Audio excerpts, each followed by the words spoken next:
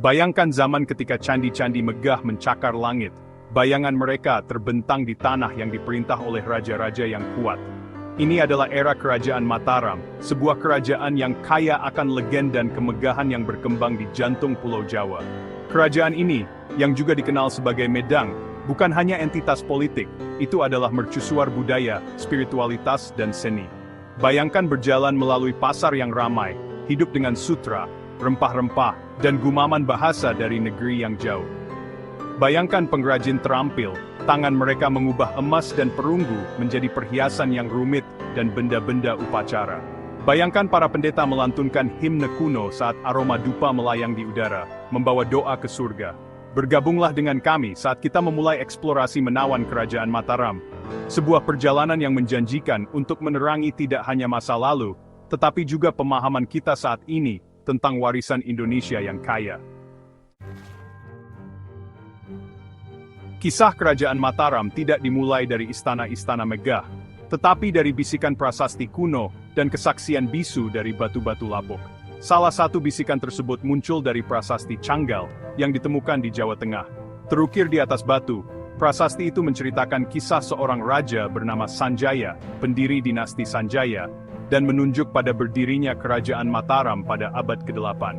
Prasasti tersebut mengungkapkan bahwa Sanjaya adalah seorang penganut Siwa yang taat, sebuah cabang agama Hindu yang memuja Siwa sebagai dewa tertinggi.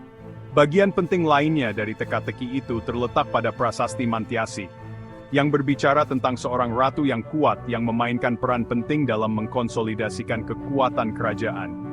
Saat kita menggali lebih dalam sejarah Kerajaan Mataram, kita akan melihat bagaimana fondasi awal ini, yang diletakkan oleh para penguasa seperti Sanjaya, membuka jalan bagi zaman keemasan perkembangan budaya dan agama. Kisah Kerajaan Mataram terkait erat dengan benang merah dari dua agama tertua di dunia, Hindu dan Buddha. Kepercayaan ini, yang berasal dari anak benua India, melakukan perjalanan melintasi lautan dan menemukan tanah subur di Kepulauan Indonesia. Saat mereka mengakar di Jawa, mereka terjalin dengan kepercayaan pribumi yang ada, menciptakan permadani praktik keagamaan dan pemikiran filosofis yang hidup.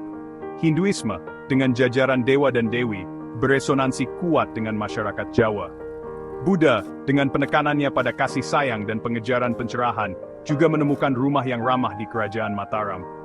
Dinasti Sailendra, yang menjadi terkenal di Kerajaan Mataram, memperjuangkan agama Buddha, meninggalkan monumen-monumen megah seperti kompleks Candi Borobudur yang menakjubkan. Bagian 4. Arsitek Visioner, Raja-Raja Mataram. Sepanjang sejarahnya, suksesi raja-raja yang ambisius dan tercerahkan membentuk takdirnya, meninggalkan warisan yang terukir di atas batu dan tercermin dalam permadani budaya Jawa. Para penguasa ini bukan hanya penakluk, mereka adalah pelindung seni, pengikut setia agama mereka, dan administrator yang terampil. Salah satu visioner tersebut adalah Rakai Pikatan, seorang penguasa dari dinasti Sanjaya, yang naik tahta pada abad ke-9. Masa pemerintahannya menandai momen penting dalam sejarah Mataram, masa penyatuan dan perluasan. Yang tidak kalah penting, adalah Pramodawardhani, permaisuri Rakai Pikatan, seorang penganut Buddha yang taat dari dinasti Sailendra yang kuat. Kisahnya seperti kisah banyak penguasa Mataram, mengingatkan kita bahwa di balik kemegahan kerajaan terdapat kisah-kisah individu tentang ambisi, cinta, iman, dan pengejaran warisan.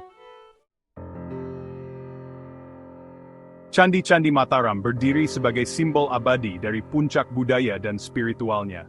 Dari menara Prambanan yang menjulang tinggi, hingga stupa Borobudur yang tenang, setiap candi mencerminkan perpaduan rumit tradisi Hindu dan Buddha, yang berkembang di bawah Raja-Raja Mataram. Prambanan, dengan menaranya yang menjulang tinggi dan ukirannya yang rumit, adalah bukti kepiawaian arsitektur dan pengabdian agama kerajaan. Didedikasikan untuk Trinitas Hindu Brahma, Wisnu, dan Siwa, candi ini berdiri sebagai simbol aspirasi spiritual dan prestasi artistik kerajaan. Borobudur di sisi lain adalah penghormatan monumental untuk filosofi dan kosmologi Buddha. Candi-candi ini, yang dibangun dengan keahlian yang cermat dan wawasan spiritual yang mendalam, terus menginspirasi kekaguman dan penghormatan, menghubungkan kita dengan warisan Kerajaan Mataram yang kaya. Warisan kerajaan Mataram tetap hidup, tidak hanya di candi-candi kuno dan reruntuhannya, tetapi juga dalam tradisi budaya yang hidup yang terus berkembang di Jawa, hingga saat ini. Tarian tradisional Jawa, dengan gerakannya yang anggun dan kostumnya yang rumit, menggemakan kemegahan istana kerajaan dan upacara keagamaan. Musik gamelan, dengan ritme dan melodi yang rumit, menyediakan hubungan sonik ke masa lalu, membangkitkan lingkungan spiritual dan budaya era Mataram.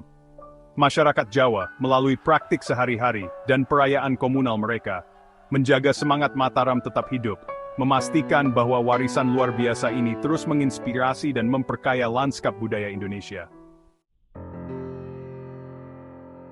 Saat kita menyelidiki sejarah kerajaan Mataram, kita tidak hanya mengungkap kisah-kisah tentang raja dan candi, tetapi juga warisan abadi dari sebuah peradaban yang telah membentuk jalinan budaya dan spiritual Jawa.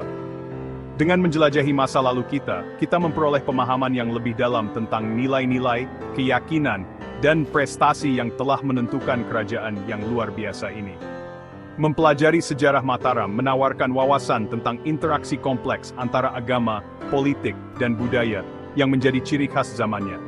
Dalam memahami kerajaan Mataram, kita tidak hanya menghormati masa lalu, tetapi juga mengambil inspirasi untuk masa depan. Belajar dari pelajaran sejarah untuk membangun dunia yang lebih terinformasi dan tercerahkan.